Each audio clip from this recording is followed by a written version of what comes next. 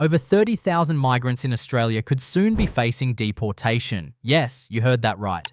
In 2025, Australia is cracking down harder than ever on immigration rules. And it's not just targeting illegal entrants. Even students, skilled workers, and long-time residents are being flagged. Entire families who've built lives here for years are suddenly at risk of being sent back, all because of changes that many don't even know exist. So what's really going on? Is this about protecting the country or politics? Is Australia cleaning up loopholes, or is this a quiet reset of its immigration system? With new tech surveillance, visa overhauls, and growing public pressure, there's a storm brewing. And behind it all, a list of strict new policies that are already reshaping the lives of thousands. In this video, we're diving deep into the 10 real reasons why deportations are on the rise, and what it could mean for you or someone you know. Stay tuned. Number 1. National security concerns. Australia has always taken national security seriously, but in 2025, that focus has intensified like never before. Behind closed doors, intelligence agencies like ASIO are flagging individuals not just for criminal history, but for even the slightest connections to suspicious networks. In a post-pandemic, post-global conflict world, governments aren't taking any chances. And unfortunately, that's leading to more aggressive deportation actions, even against those who've lived in the country for years. Here's where it gets serious. Under current policy shifts, minor visa violations can now trigger national security reviews. That means if you overstayed a visa briefly, switched courses unexpectedly, or failed to update your residential details, you could find yourself under investigation. And if there's even a whisper of concern, authorities can revoke your visa and issue a deportation notice without full public explanation. But is this justified? The government claims it's all about prevention over cure, using advanced AI-driven risk assessment tools to analyze travel history, financial transactions, and even social media behavior. While some say it's necessary in a world of rising threats, critics argue that innocent migrants are getting caught in the net, especially those from politically unstable countries or certain religious backgrounds. If you're currently in Australia on any type of visa, now's the time to double-check your records, renew permits early, and avoid any legal grey areas, no matter how small. Because in today's climate, a single error might be seen as a potential risk rather than a forgivable mistake. Number 2. Overstayed visas. It might seem harmless, staying a few extra weeks after your visa expires. Maybe you were finishing your studies, waiting on a job offer, or just caught up in life. But in 2025, overstaying your visa in Australia is no longer being treated lightly. In fact, it's one of the leading reasons thousands are now facing deportation. According to recent data from the Department of Home Affairs, over 20,000 people overstayed their visas in 2024 alone. And that number triggered a major response from immigration authorities. What used to be treated with a warning or a delayed process is now resulting in immediate visa cancellations, detainment, and deportation orders. In many cases, migrants are being given just 7 to 28 days to leave the country or face forced removal. The government's logic? Every overstayed visa, they argue, undermines the integrity of the immigration system. It blurs the line between legal and illegal residency and makes it harder to manage national planning for services like housing, healthcare, and education. But here's the twist. Even those waiting on pending visa renewals or appeals have found themselves caught in this wave, especially if there are gaps in documentation or late submissions. So what can you do? Be proactive. Don't wait until the last minute to renew or extend your visa. Keep digital and physical copies of every document you submit. And if something seems off or delayed, contact a migration agent immediately. Because in today's enforcement climate, even a small delay can be seen as a deliberate overstay. And that could cost you everything you've worked for. Number 3. Fake college enrollments. On paper, it looks perfect. A student from overseas is accepted into an Australian college, receives a visa, and begins their studies. But beneath the surface, there's a growing issue that's rocking the immigration system: fake or non-genuine college enrollments. And in 2025, this loophole has become one of the biggest targets of Australia's deportation crackdown.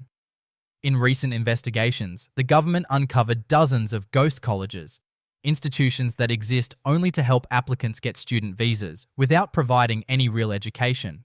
These shady operators promise international students a shortcut to residency, often charging high fees while offering little to no academic services. Many students enroll, never attend classes, and then disappear into the workforce, often working illegally under the radar.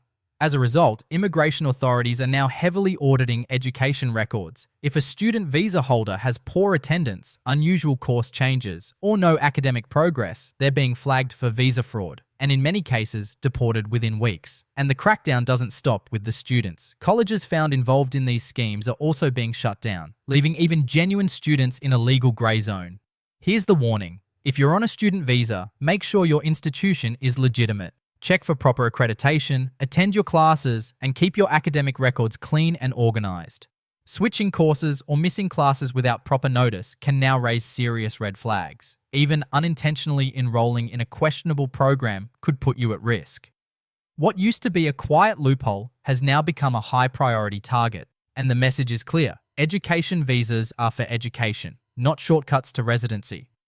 Number 4. Exploitation in the labour market. Behind the clean streets and booming industries of Australia lies a darker reality, one where thousands of migrant workers are being underpaid, overworked and abused, often with no voice to speak up. In 2025, the Australian government is drawing a hard line on labour exploitation, and it's leading to a wave of deportations, not just for illegal employers, but for the migrants caught in the middle.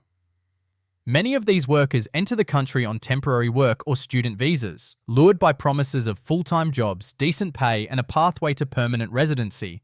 But once they arrive, things change. Long hours, cash-in-hand wages, and threats of visa cancellation become the norm. Industries like hospitality, cleaning, farming, and construction are among the worst offenders.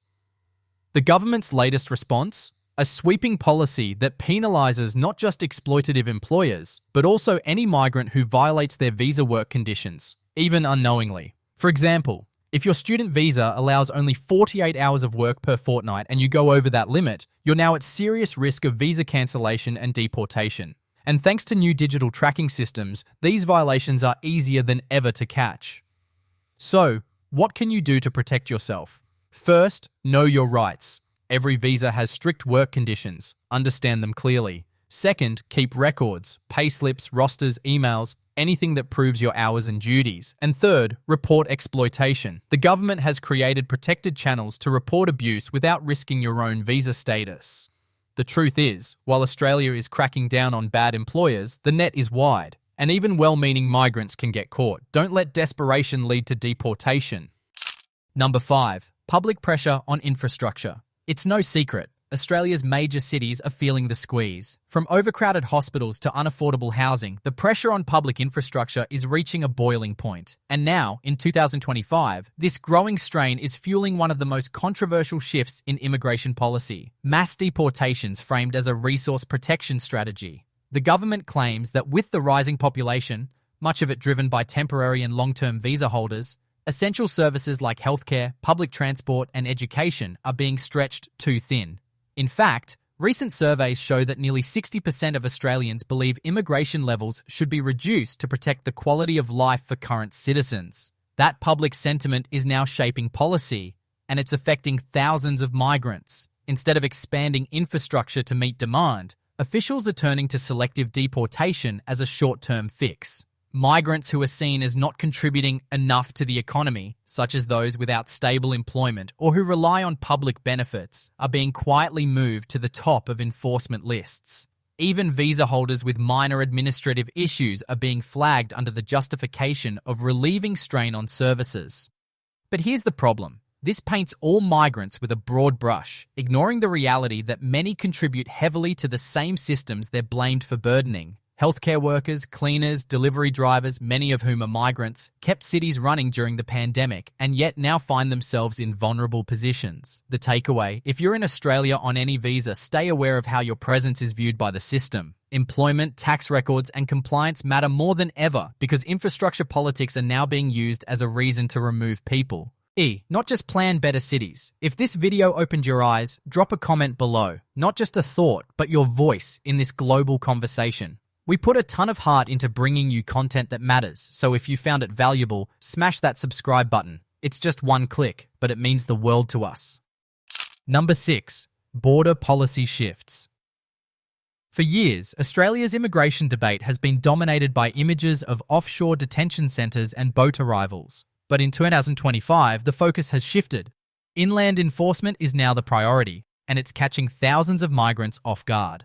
The government is no longer just watching the borders, it's looking inward and it's looking closely. Under this new approach, anyone found living unlawfully within Australia's borders is being swiftly detained and processed for deportation, even if they've been here for years.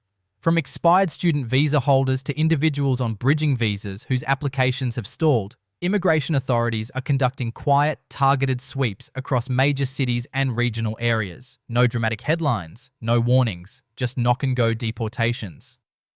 One major change? The removal of discretionary delays. In the past, certain humanitarian concerns or pending appeals might have bought someone time. But now, enforcement officers are under pressure to close cases fast, meaning fewer second chances and little room for error. Even migrants who've been working, paying taxes, and integrating into the community are finding themselves classified as unlawful non-citizens if their paperwork isn't airtight.